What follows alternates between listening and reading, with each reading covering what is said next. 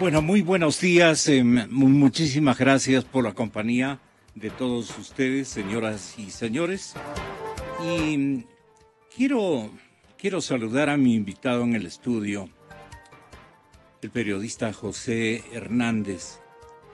Le saludamos muy cordialmente con todos los compañeros. Saludamos su trabajo, su sacrificada ejecución de una estrategia eminentemente periodística, valiente, decidora, con el resto de compañeros que hacen los Cuatro Pelagatos. Primero, como estamos en viernes, la lecturabilidad y sus niveles de todo el trabajo que a veces ustedes ejecutan en equipo, en grupo, es un trabajo que no se me ha ofrecido visualizarlo en los compañeros de impresos. Es una nueva forma, una nueva modalidad que nos llama profundamente la atención, y entiendo que los propios lectores dirán, ¿y cómo es que harán este trabajo? Tiene que tener la fuerza de un solo redactor, pero unir a veces posiciones contrapuestas o cálculos que no necesariamente pueden ser coincidentes, eso me parece que es una obra de una mecánica muy, muy inteligente, que yo la felicito. Y perdona mi curiosidad, José, pero ¿cuántas cosas se están innovando y usted está comprobando sin necesidad de que ninguno de ustedes ejercite la tarea de editor, director, presidente o coordinador? Tal vez coordinadores momentáneos por circunstancia o por temáticas deben, a la usanza de la tradición en las salas de redacción, de impresos especialmente, deben estar haciéndolo. Pero esto es nuevo y yo sí quería colmar la aspiración de mis oyentes respecto a cómo trabajan los Cuatro Pelagatos. Muy buenos, y además el nombre, ¿no? Nombrecito de ustedes. Buenos días, José. Muchas gracias por toda la colaboración que está dando al resto de medios, alineados naturalmente con una posición de defensa de los derechos de los ciudadanos en materia de comunicación fundamentalmente. Buenos días, Gonzalo, y de nuevo muchas gracias por esta invitación. Muy buenos días a toda su audiencia igualmente. Primero, datos sobre nuestro tráfico. Efectivamente, nosotros no vamos, el 20 de este mes cumpliremos 3 meses de estar trabajando, y los especialistas de la circulación del tráfico en Internet dicen que realmente ha habido ahí una suerte de fenómeno que algunos están analizando, en el sentido de que tenemos en promedio 1 millón de páginas vistas cada mes. Es decir, que vamos a llegar, estamos en este momento en 2.900.000 páginas vistas desde que nos fundamos Cuatro Pelagatos.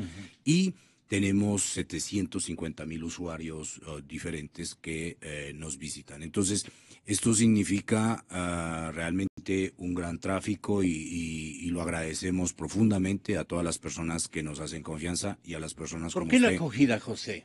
Bueno, yo pienso que la acogida sencillamente es porque nosotros estamos haciendo el mismo trabajo que debiéramos estar haciendo en cualquier otro medio, pero que no se puede hacer en este momento, que es sencillamente mantener vivas un montón de inquietudes y de preguntas frente a la sociedad, al poder, a la oposición, etcétera. Y eso significa que este espíritu de independencia, este espíritu de irreverencia, este espíritu de análisis, de crónica, de la capacidad de alguna manera de de contar las cosas en forma absolutamente clara, sin estas cortapisas que el poder pretende imponer, pues eso hace que yo creo que mucha gente reconozca que estamos ahí expresando cosas, preguntas, inquietudes y también cierta bronca que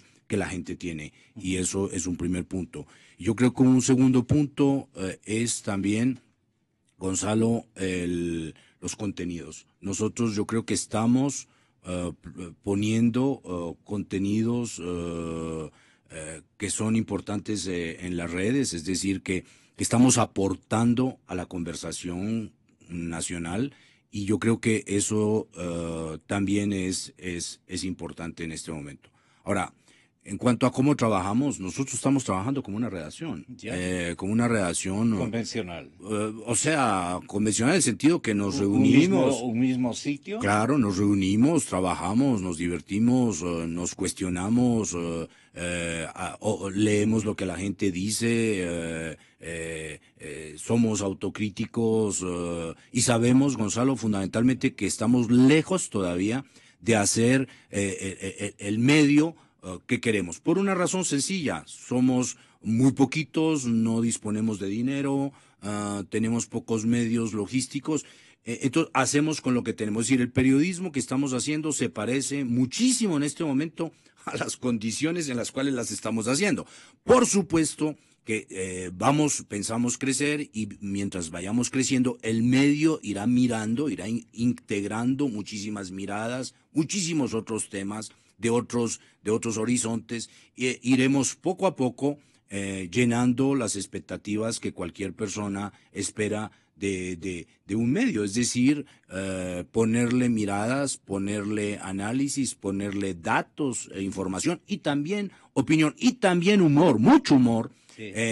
Porque empezamos riéndonos de nosotros mismos, pero nosotros, Gonzalo, reivindicamos también la posibilidad de que tengamos esta mirada más liviana, no solemne. Yo estaba mirando estos días de nuevo el libro de Calvino, que escribió Stefan Zweig sobre Calvino y sobre Castellio, y me doy cuenta que ya en 1500, cuando Calvino quiso en Ginebra imponer una dictadura, una de las primeras cosas que combatió fue el humor. Prohibió reírse, prohibió. Entonces, la palabra prohibir, este verbo es propio de regímenes que no quieren que la gente se ría, que no quieren que la gente haga humor sobre el poder, que no quieren transparencia, que no quieren debate, era así, pues, que no quieren debates. Entonces, uno, Gonzalo, eso estamos trabajando como una redacción. ¿Cómo hacemos? Pues nosotros creemos que los pocos talentos que pongamos tener entre los tres, digamos que estamos todos los días juntos, que es Roberto Aguilar y Martín Payares, también con Crudo, que trabaja con nosotros, uh-huh. a Marcelo Chamorro, que le agradecemos profundamente, uh-huh. por sus caricaturas, y todos trabajando, Gonzalo, en plan realmente franciscano, con muy pocos elementos, pero con la absoluta convicción de que estamos generando desde ahora el periodismo alternativo, en el cual deberá instalarse el país periodístico. Es decir, nosotros sí pensamos que estamos también aportando elementos y también mecanismos, Gonzalo, de los que vamos a usar mucho más, audio, videos, etcétera, etcétera. A medida que podamos levantar fondos o que podamos monetizar esto, que es muy complicado porque el periodismo en Internet es muy complicado.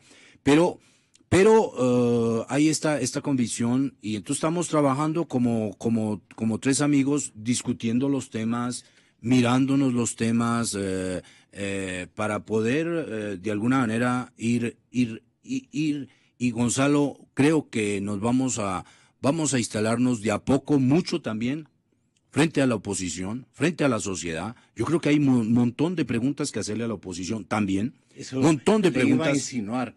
Ustedes utilizan la herramienta de la irreverencia, pero en términos generales, en términos genéricos, quiero decir. Absolutamente. No se escapa ni siquiera el virtuoso lector permanente y crónico, el hombre que se muestra feliz con los contenidos de los Pelagatos, también es criticado por ustedes. Todos, de alguna manera, somos topados, digamos, por esta mirada global, sin límites, ilimitada, digamos, para ser francos.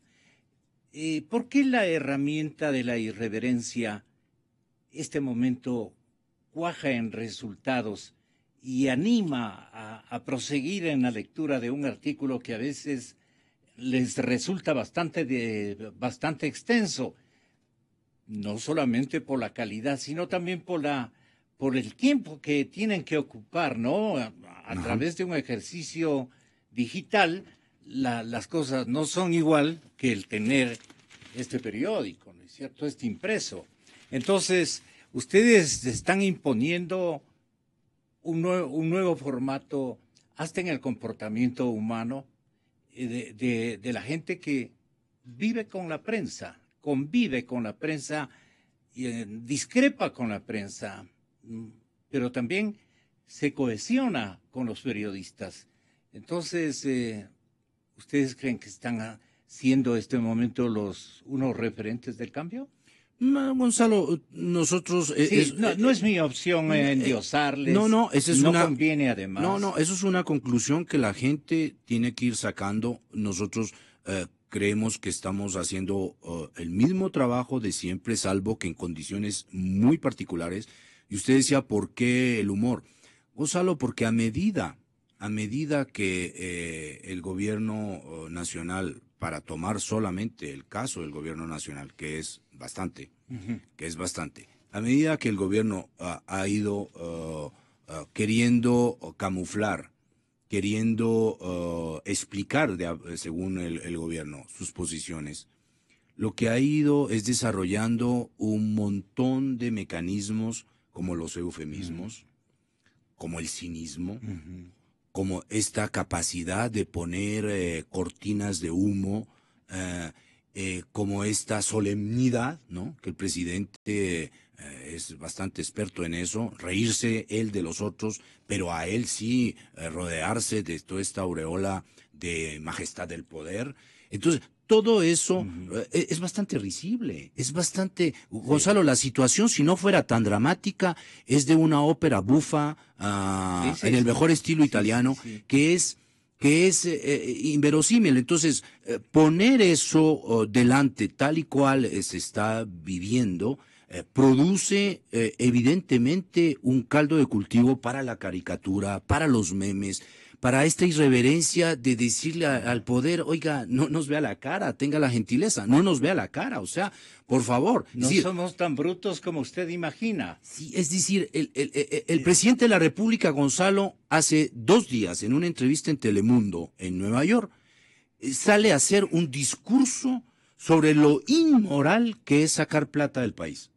Entonces uno dice, pero... A ver, o perdió la cabeza, o perdió la memoria, o realmente el presidente realmente es de un cinismo extremo. Es decir, ¿no se acuerda que fue él el que sacó $330,000 del país? Él. Entonces, hay cosas, Gonzalo, que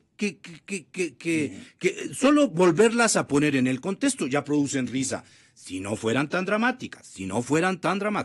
Entonces, Gonzalo, el humor, la caricatura, el humor los memes... Algo que a mí también me ha permitido sobrevivir y decir algunas verdades desde la época de Radio Quito y en esta emisora que siempre es de todos ustedes, la ironía.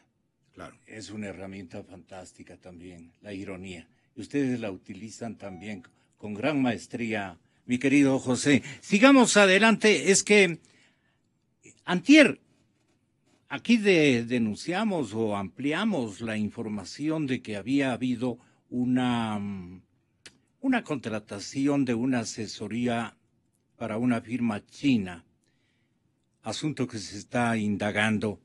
Nosotros teníamos convenido desde hace algunos días una entrevista con Leonardo Orlando, que es el director del Servicio de Rentas, que es la entidad que le motiva a la mismísima Fiscalía y al mismísimo organismo de seguridad y de dominio político. ¿Cómo estarán organizados popularmente? Pues no. Pero la Plaza de la Independencia, una parroquia que hay por acá, donde concurrieron alguna ocasión algunos asambleístas y que no les abrieron la puerta, que han ido compañeros periodistas en gran número, pero prohibidos de regresar a ver para el lado izquierdo, sino solo ir viendo al frente, por decirlo de alguna manera. Esas personas, José, han estado atrás de ver costuras a un montón de gente. Otra de las recomendaciones del presidente y de los espantos del presidente es que no se puede concebir, no se puede aguantar que los periodistas, conociendo episodios de utilización de las redes o de los papeles o de las consignas de esta empresa panameña, no vengan a ofrecer esa información al señor Andino y a la otra asambleísta, y pide a todos que nos exijan a los periodistas comentar todo lo que sepamos de la gente que está involucrada en los papeles del Istmo. Así es que nosotros tuvimos la posibilidad de contar con el economista Leonardo Orlando el día de ayer, ¿verdad? Y él dio cuenta de que en efecto estaban dedicados a este trabajo, a este ejercicio, que nos comenta el mismo.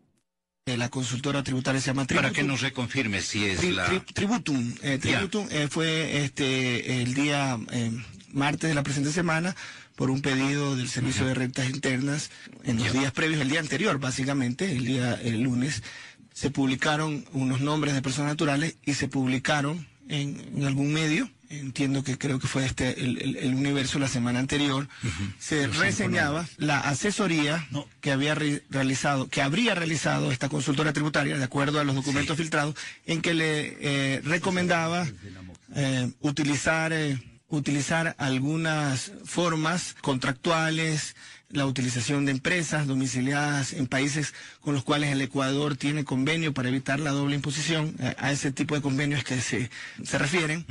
Y en este caso nosotros tomamos esos elementos, cruzamos la información en nuestras bases de datos y para confirmar contratos, documentos, información relevante de este caso, nosotros hicimos este acto urgente y la Fiscalía, si considera que hay elementos de esta solicitud de una entidad pública, a su vez traslada la misma con los elementos que la Fiscalía tenga a un juez. Entonces esto fue todo en el marco de la legalidad. Hoy la cadena de custodia de esos documentos está en manos de la Fiscalía y vamos a esperar el debido proceso. Esperamos en los próximos días tener acceso a esa información que creemos que va a ser relevante porque se va a poder confirmar si lo que se dijo por los medios de comunicación ecuatorianos de parte de los documentos identificados de relaciones, transacciones, empresas, nombres de personas naturales y personas jurídicas ecuatorianas, vamos a verificar si eso efectivamente se ha dado. EXA-FM. El director del Servicio de Rentas Internas, señor Leonardo Orlando, nos dijo ayer precisamente, explicó que este acto que ellos les llaman acción urgente de la consultora tributaria o sobre la consultora tributaria que poseía nexos con la firma panameña Mossad. También adelantó Leonardo Orlando de que el 80%, José, está Francisco Huerta ya con nosotros desde la ciudad de Guayaquil. El doctor Huerta, buenos días. Con José Hernández estamos saludándole. Estoy transmitiendo algunas partecitas de las revelaciones que nos hizo ayer el director del SRI, don Leonardo Orlando. Y entonces él decía que el 80% de las conexiones que tienen muchos ecuatorianos se encuentran en el 80% de jurisdicciones distintas a Panamá. Esto es lo que nos llamó profundamente la atención. Panamá ha sido el centro quizás de la atención porque así se ha denominado el documento filtrado, Papeles de Panamá. Pero estamos conscientes, nadie ha pretendido decir ni que Mossack Fonseca es el único estudio jurídico en Panamá, ni que Panamá es el único país que tiene estudios jurídicos, consultoras tributarias que prestan este tipo de servicios. Lo hay en otros países del Caribe, principalmente en las Bermudas, Barbados y las Vírgenes, en los países caribeños, y también hay en países europeos. Lo hemos dicho, por favor, pueden todos los ecuatorianos revisar, son más de 80 jurisdicciones, no solo países, estados, sino también jurisdicciones. El Ecuador ha sido en eso muy claro. Hay regímenes fiscales preferentes en países como Estados Unidos. El Ecuador lo ha publicado. En Nevada, en Wyoming, en Delaware y en Florida hay un régimen fiscal preferente de compañías de responsabilidad limitada, en algunos casos de un solo miembro, de no residentes, que se prestan para este tipo de abusos. Así que estamos clarísimos como administración tributaria, estamos claros que ni es Mossack Fonseca el único estudio jurídico involucrado, que ni es Panamá tampoco el único país que tenga este tipo de empresas que dan servicios a los residentes en otros países. EXA-FM. Bueno, la verdad es, José, que están ocurriendo cosas de replay, por decirlo menos, en nuestro país. Imagine usted que están denunciando al fiscal en la fiscalía. Esto vale como para también esas crónicas que le ponen tanto acento a los pelagatos. Denunciar al fiscal en la fiscalía y proseguir con una investigación aparentemente dirigida por él, porque la ocupación de esta oficina la dispuso él, y creo que él debe haber estado atrás de cómo ocurría el allanamiento, entre comillas. Y en este momento el propio fiscal debe tener ya material informativo que debe haber transmitido vía algún mecanismo ya al presidente de la República de lo que realmente encontraron en estas oficinas de esta especie de consultora tributaria que funcionaba allí. Y de estas, ¿cuántas más habrán que conoce la Fiscalía? Ahí no están muchos mis compadres, digamos. Entonces, diría alguien, no están allí. Los nuestros están por acá, qué sé yo, ¿no? Entonces, fueron acá. Era inútil decirle a Leonardo Orlando, oiga, Leonardo, si es tan amable, nos podría adelantar qué es lo que están encontrando, además, qué es lo que están buscando, ¿no? Me resultó muy complicado. Un gran ejecutivo y se lo ve con propias luces, pero bueno, está metido en esta obligación administrativa y de ejercicio fiscalizador. ¿Qué opina usted de todo esto, de esto con lo cual el señor fiscal busca calmar los ánimos y decir, miren ustedes que vamos a comenzar a darle guerra a esta circunstancia? Y a la par, el señor Contralor rápidamente, cuando insinúa el fiscal, a mí que me rebuscan, dice, en otras palabras, ¿no? El señor Contralor comenzó a examinar el patrimonio del fiscal. Entonces, mi pana, el Contralor, mi pana, el fiscal y esta cosa, bueno, siempre han sido bien llevados, dadas las circunstancias. Pero esto, ¿cómo usted concibe estas cosas que han habido peores? Yo creo que con tanta, lo que sabe decir la gente, con tanta, no ha habido. Gonzalo, aquí hay 3 capítulos, me parece que voy a ser muy sucinto para para describir los 3 capítulos. El primero es el del fiscal general. El señor fiscal general no ha explicado de forma convincente por qué para comprar una casa se tiene que abrir un offshore en Panamá. Eso así de sencillo. Sí. ¿Usted tiene una casa? ¿Es propietario de una casa? Bueno, la pregunta es, ¿usted abrió un offshore en Panamá para la administración de su propiedad? No. Las personas que no tenemos sino que hacer el día a día, nosotros compramos una casa o un departamento y lo compramos y lo declaramos acá y está en nuestras declaraciones patrimoniales o lo que sea. Bien, entonces el señor fiscal no ha explicado una cosa tan sencilla. ¿Por qué? Porque no tiene explicación. El tema es... Entonces, él nos quiso convencer que compró la casa a través de una empresa que era de él, que esa empresa le dio a otra fiduciaria o fideicomiso para que le administre esta casa, y que después cuando iba a ser fiscal, entonces dijo, oh, por favor, no se puede que un fiscal aparezca como el dueño de esto, entonces se lo volvió a integrar el nombre para que hubiera unos representantes de la compañía panameña. Eso se llama un prestanombre. Eso se llama un prestanombre. Y el prestanombre le cubrió las espaldas al señor fiscal para que él no aparezca. Entonces, el tema es muy sencillo. La pregunta es, el primer capítulo, Gonzalo, concierne un tema muy sencillo. ¿Por qué el señor fiscal, para comprar una casa, tuvo que abrir un offshore en Panamá?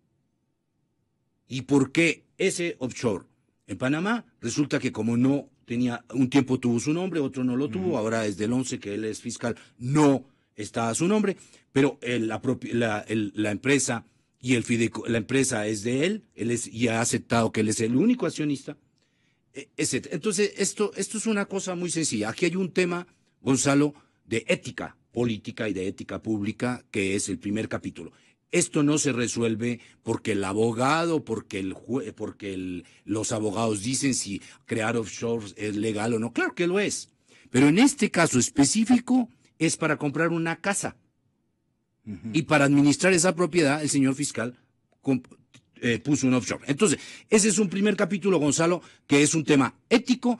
Y el señor fiscal tuvo la indelicadeza de no declarar ese bien, de no tenerlo en Ecuador.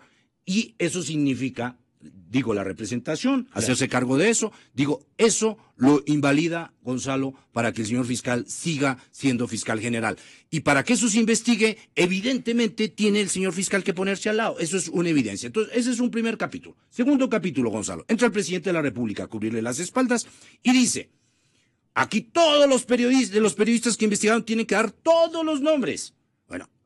Cualquier periodista, obvio, que el señor presidente, que sí lee francés, debiera leer, por ejemplo, qué va a ser el diario Le Monde en Francia sobre este tema, ¿no? A ver, ahí hay un debate con Wikileaks, entre Le Monde y Wikileaks. El señor presidente podría leer, a ver, ¿por qué Le Monde no va a publicar todos los nombres? Por ejemplo, ¿por qué consideran que esto no se puede sacar así? Porque ahí hay gente inocente, hay gente que hizo una transacción normal, legal.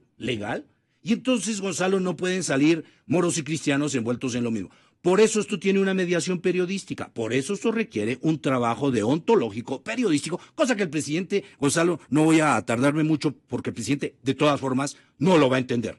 No porque sea corto de inteligencia, sino porque no le da la gana de entenderlo. Esto de la deontología periodística es un tema concreto. Los periodistas que han encontrado allí, y supongo que eso es lo que están haciendo en El Comercio y en El Universo, están cogiendo una serie de documentos, están llamando a las personas diciéndole usted aparece aquí, cuente cómo es, traiga las pruebas, no traiga las pruebas, descargue, no descargue, etcétera, etcétera, y donde encontrarán que hay cosas que no son sostenibles, esas las van a publicar, las otras no. Entonces, esto no se puede sacar como, esto no es una caneca de la basura que se saca y se lleva el carro de la basura todo. Esto no es así. El periodismo no trabaja así, a pesar de que el presidente de la República crea que sí. ¿Pero por qué lo hace el presidente?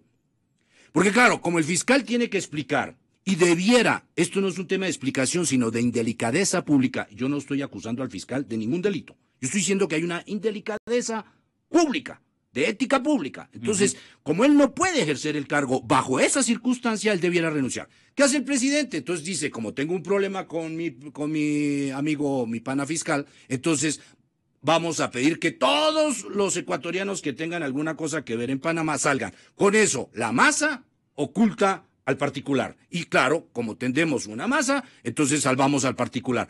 Bueno, la respuesta aquí es, yo soy favorable, como periodista, ¿no?, a que todo lo que tenga que salir, que salga. Pero evidentemente tiene que haber una mediación periodística y deontológica. Ese es un trabajo que se toma a la prensa y eso tendrá. El mismo caso están viviendo periódicos de todo el mundo.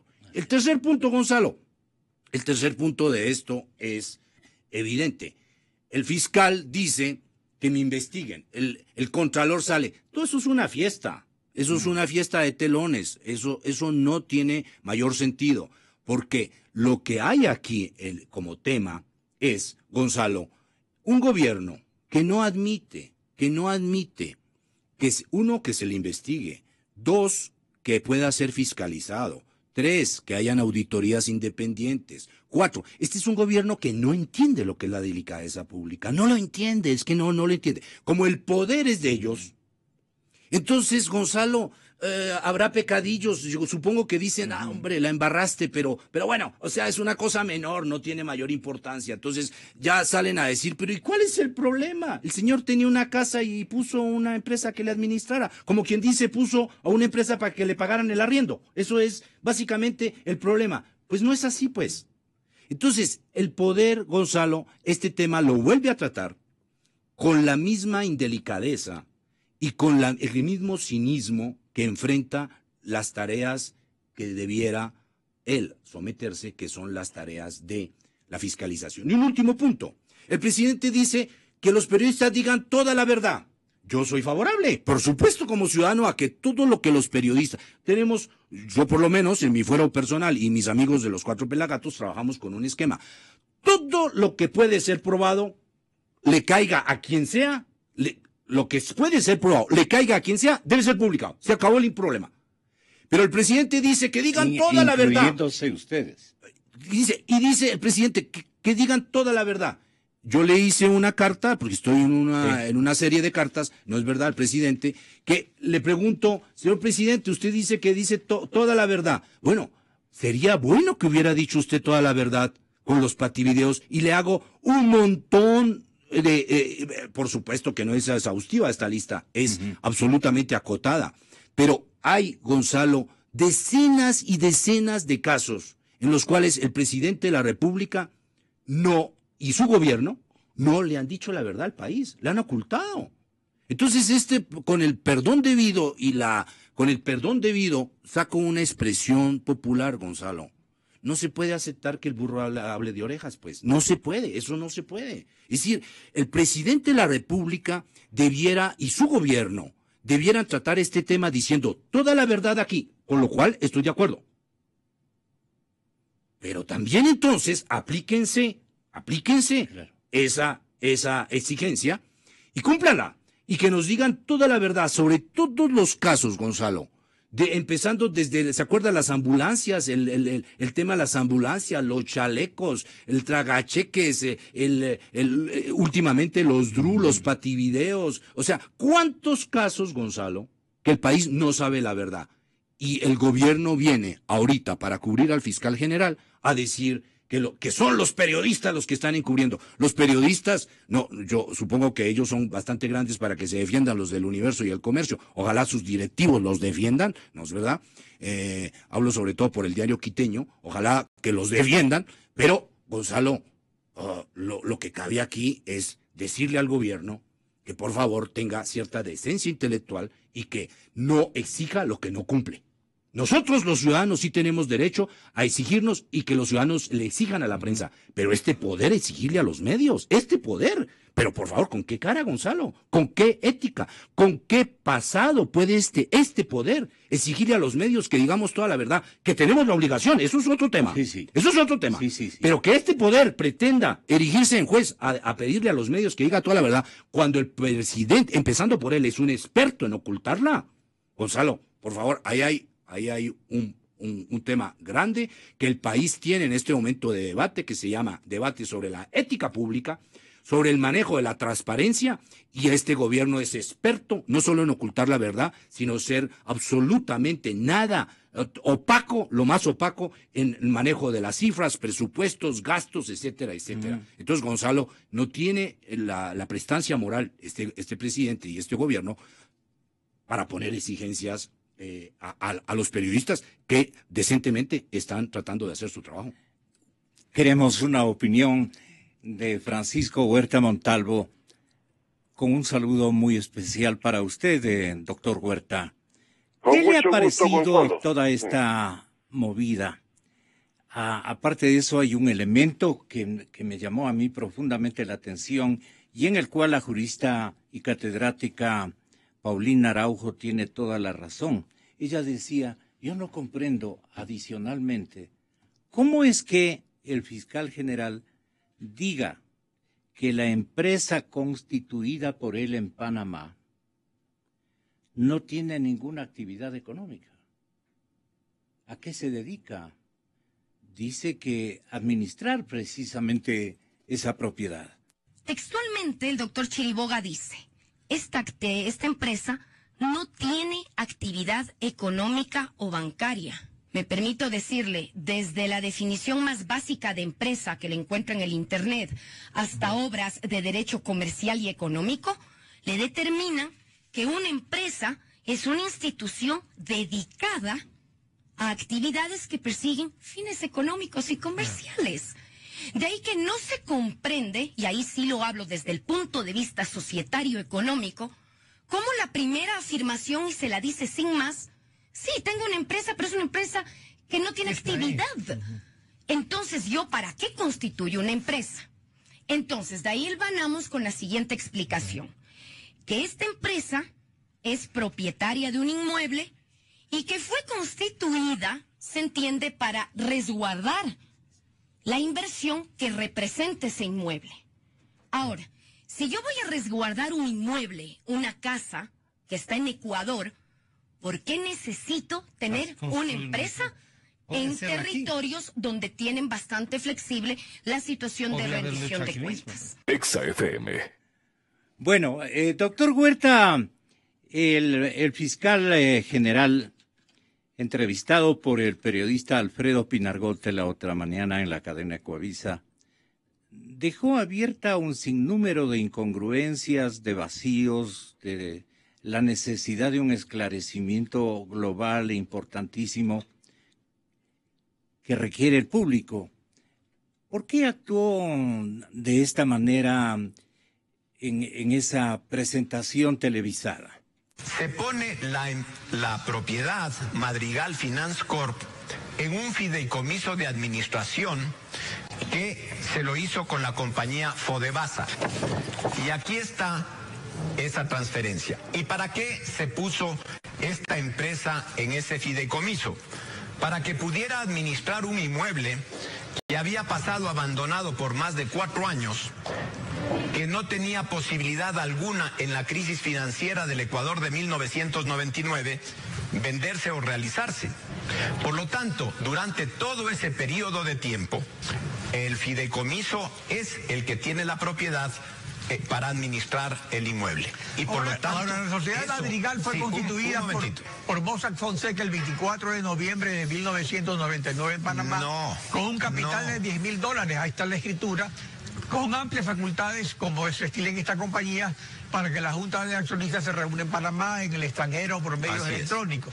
Y como se estila pues en esta compañía, con socios panameños también. O sea, Mossack Fonseca constituyó Madrigal a pedido suyo como abogado de Bancomex, tal como indica la investigación del consorcio de periodistas. No, está equivocado. Lo que hace mi estudio jurídico cuando tenemos este caso es, a través de un estudio jurídico de Ecuador, que busque una empresa en Panamá que pueda hacerse cargo de este proyecto. Por lo tanto, la empresa Madrigal Finance Corp no está constituida por pedido de Galo Chiriboga, sino que era una empresa que estaba ofertada a través de un estudio jurídico del Ecuador para que pueda asumir esta responsabilidad. Y otra cosa más. Ahora, pero cuando se constituye Madrigal, y se nombran después a los administradores siguientes, luego de que son sustituidos los originales, que son los panameños, como se acostumbra en estas compañías que se constituyen en el extranjero. Se aparecen ciertos amigos suyos dentro de la compañía. ¿Eso sí fue a pedido suyo? Es a pedido mío. ¿Por qué razón? Porque en el directorio de una empresa uno pone a sus amigos, no a sus enemigos, pues. ¿Usted a quién pondría en una compañía que usted forme? Seguramente en el directorio va a poner a personas en las que usted confía, no a sus enemigos. Eso es elemental, pero en su declaración juramentada a Contraloría del 2013, usted hace constar su inversión de $10.000 en Madrigal. Así es. Que el 100% del capital de Madrigal. ¿Es usted el único accionista de Madrigal? En este momento sí, y así está reportado a la Contraloría. ¿Y en el anexo de los inmuebles consta la propiedad de Madrigal? En el anexo de los inmuebles consta la propiedad de Madrigal. Ahora, ¿por qué no declaró eso antes, durante el 2005, el 2006 y el 2010? Porque le acabo de explicar de que durante ese periodo no estaba en poder de Madrigal la compañía, sino en poder de una fiduciaria que se llama Fodebasa. Ahora, según la investigación del Consorcio Internacional de Periodistas y de acuerdo a la información del Universo, indica que semanas antes de su toma de posesión como fiscal general en julio del 2011, su esposa María Victoria Espinal le pidió a Mossack Fonseca que usted y otros administradores de Madrigal no figuraran más como tales y fueron reemplazados por otras personas de la firma de abogados panameña. ¿Es correcta esta información? Es correcta. ¿Por qué razón? Porque no puede el fiscal general de un estado estar vinculado a una empresa de ninguna naturaleza. Y quiero aclararle algo más, Alfredo. Sí. Esta empresa no tiene ninguna actividad en Panamá, ninguna actividad en Ecuador, más allá de la de ser propietaria como persona jurídica de este inmueble. No tiene cuentas corrientes en Panamá, no tiene cuentas corrientes en el Ecuador. Y aquí están las declaraciones, los pagos de impuestos prediales. Exa FM. Hasta ahí. Doctor Huerta, perdone usted que haya vuelto a hacerle escuchar esta bastante contradictoria relación informativa que le otorga al periodista Pinargote el señor ministro fiscal general. Pero a la final, yo le pregunto a usted, de todo lo explicado por el señor fiscal, ¿de quién es Madrigal? No importa, Gonzalo, de quién es Madrigal. El hecho tenemos que mirarlo, como plantea José, a quien saludo, desde una visión y perspectivas más amplias. José Hernández, periodista profesional, que usted lo conoce. ¿Cómo no? Mucho gusto de compartir con él esta mañana. Primero, compartiendo todo lo expuesto, ahorro una cantidad enorme de palabras. Al grano, como decían los dermatólogos, a mí me gustaba la dermatología. Al grano, pongámosle un poquito de buen humor a estas tragedias nacionales. La gente cree, el gobierno concretamente, que como esto es una dictadura, pueden hacer lo que les da la gana cuando les da la gana y que todos somos unos tontos con P. Primera cosa. A partir de ese concepto hacen lo que se les ocurre y después se ríen de nosotros. Segundo, qué importante que es la prensa libre para que estas cuestiones puedan traslucirse a la opinión pública. Tercero, más allá del intríngulis jurídico que es la forma de proceder a encubrir los grandes negociados, el enredo tiene ese objetivo, pero más allá de ese intríngulis jurídico queda clara la figura de testaferrismo. Todo esto de crear compañías en Panamá con otro dueño, con un testaferro, que después pasan a nombre del propietario real, que es el fiscal, y después a su señora para poder acceder al cargo, son testaferrismo, clarísimo. Y conste que no nos ponemos a indagar en el origen de la adquisición, entre comillas adquisición de esa propiedad a la pareja de alemanes que siendo clientes de él constituye un caso contrario a la ética del ejercicio profesional de la abogacía. Esto también debe quedar claro. Cuarto, hay una consideración que se llama ejemplaridad pública. Javier Gomao, un español, escribió hace poco un libro sobre el tema. El tema parte de la consideración analítica de esa vieja expresión de que la mujer del César no solo debe ser honrada, sino también parecerlo. Un fiscal no puede estar con su imagen manchada por todos estos malos antecedentes en un ambiente de peores antecedentes a lo largo de la gestión del gobierno. Ya mencionó José algunos. Y permanecer en el cargo incólume con la complicidad, cuidado amigo Contralor, cuidado la complicidad de la Contraloría para coadyuvar este tipo de trampas a la legalidad pública y a la ejemplaridad que nos merecemos todos. En esa condición, resumen, Galo Chiriboga lo mínimo que podría hacer es retirarse con la posibilidad de retorno si las cosas se aclaran como es debido. Mientras tanto, es una gran sinvergüencería que él permanezca en el ejercicio de un cargo que tiene que ver precisamente con la máxima necesidad de ejemplaridad pública. Pero esta es la dictadura corrupta que nos rige. Y tenemos que esperar, según algunos que se han vuelto superconstitucionalistas en esta temporada, a que se le acabe el periodo. Mientras tanto, siguen haciendo polvo al país porque nos volvimos constitucionalistas de pronto. Permítame insistir en mi vieja postura, expresada en Radio Democracia muchas veces. Correa llegó por voto popular, sí, al régimen que gobierna, pero se constituyó luego en una dictadura. Si él utilizó la democracia para montar una dictadura, yo propongo que se lo saque para montar una dictadura que recupere la democracia. Así de simple. No es fácil de hacer, tiene complicaciones internacionales, pero yo no me puedo quedar callado viendo cómo asaltan al país, cómo liquidan su economía, cómo la corrupción cunde por todos los lados, esperando que llegue la elección, porque además tampoco confío en el Consejo Nacional Electoral y probablemente ya estén tejiendo un fraude. Esa es mi opinión, Gonzalo. Que se le agradecemos. Francisco Huerta Montalvo, José Hernández, Cadena Democracia, la noticia libre.